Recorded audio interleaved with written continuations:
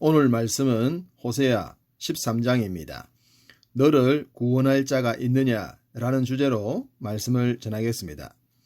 북왕국 이스라엘도 한때는 주변국들에게 위협이 되었던 적이 있었던 것 같습니다.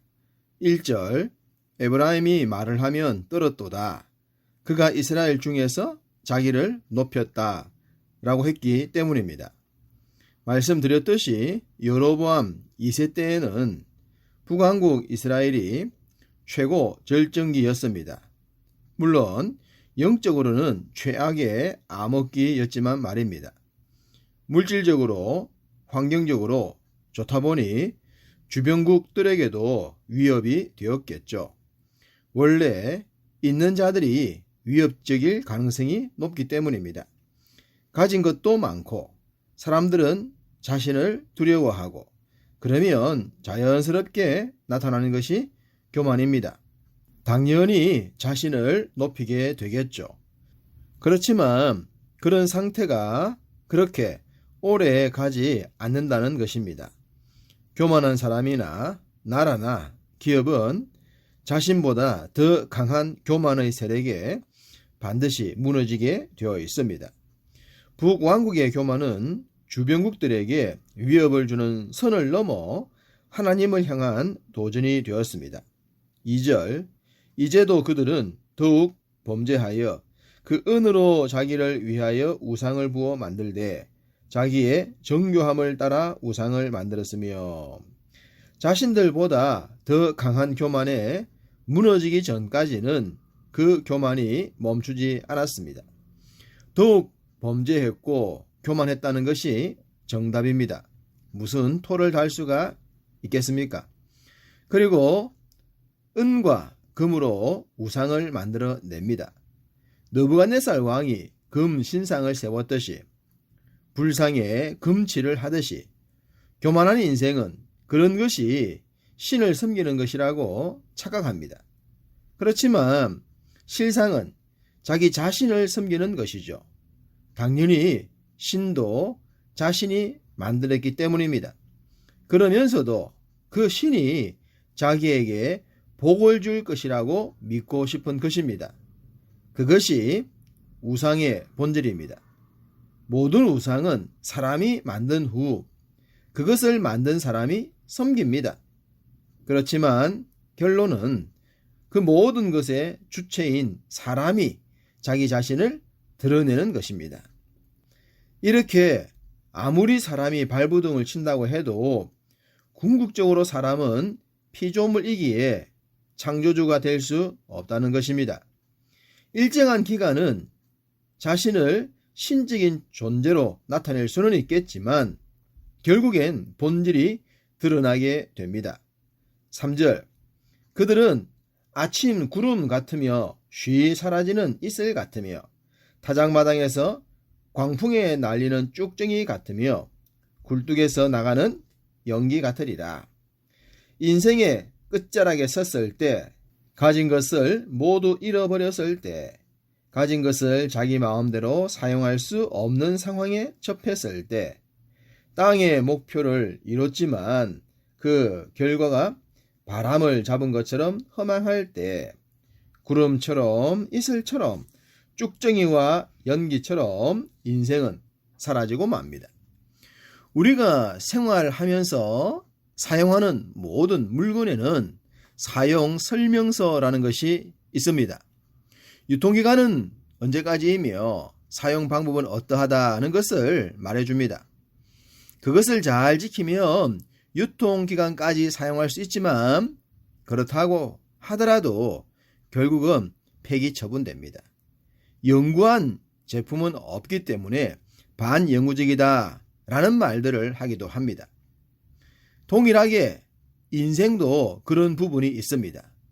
인생도 인생 설명서가 필요합니다. 태어나서 죽을 때까지 어떻게 살아야 하는지에 대해서 말입니다.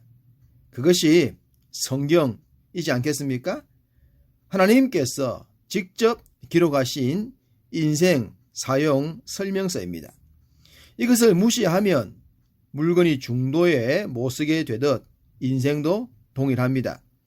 살아가는 동안 그리고 마지막 순간과 그 후에도 영원한 행복을 위해서 인생 사용 설명서인 성경 말씀에 충실해야 하는 것입니다. 4절 애굽 땅에 있을 때부터 나는 내 하나님 여호와라. 나 밖에 내가 다른 신을 알지 말 것이라. 나 외에는 구원자가 없느니라. 이스라엘은 뭔가 부족함이 있으면 애굽을 흠모하곤 했습니다. 출애굽 때부터 다시는 애굽으로 돌아가지 말라고 했는데도 말입니다.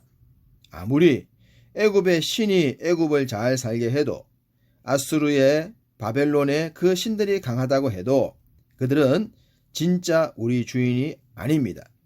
진짜 주인은 우리의 구원자이신 하나님과 예수 그리스도 뿐이십니다. 애굽을 흠모하는 자들을 위해 하나님은 광야에서 애굽에서 경험하지 못했던 은혜들을 베풀어 주셨습니다. 그렇지만 그 결과는 어떠했습니까? 6절 그들이 먹여준 대로 배가 불렀고 배가 부르니 그들의 마음이 교만하여 이로 말미암아 나를 잊었느니라. 만나와 메추라기, 구름기둥과 불기둥, 강물과 같은 생수의 은혜, 떨어지지 않는 옷과 물집 생기지 않는 발, 감히 대적하지 못하는 강력한 적군들, 이런 은혜들을 주셨습니다. 그런데 그런 은혜를 경험하면 할수록 그들의 마음은 하나님과 멀어졌습니다. 원망, 불평, 애굽 회기사상, 주의 종을 향한 대적, 그리고 우상 숭배로 하나님을 대적하는 자가 되고 말았습니다. 하나님의 법을 지켜야 할 이유 중에 하나는 군사적인 요소가 있다고 했습니다. 오합지졸이 아닌 체계적인 시스템을 갖춘 민족은 적군들에게 위협적인 존재로 보일 수 있습니다. 그런데 그들은 오합지졸의 삶을 선택하고 말았습니다. 그리고 그로 인해 맞이한 결과입니다. 9절 이스라엘아 내가 패망하였나니 이는 너를 도와주는 나를 대적함이니라. 적들의 좋은 먹잇감이 되었고 종이 되었고 노예가 되었습니다. 왜 그렇습니까? 하나님을 대적했기 때문입니다. 그렇게 되지 않도록 그들을 도와주었던 하나님을 귀찮게 생각했기 때문입니다. 오늘날도 하나님의 말씀을 귀찮게 여기거나 가르침을 지겹게 생각하는 자들이 있습니다. 그런 삶의 결과는 좋을 리가 없습니다.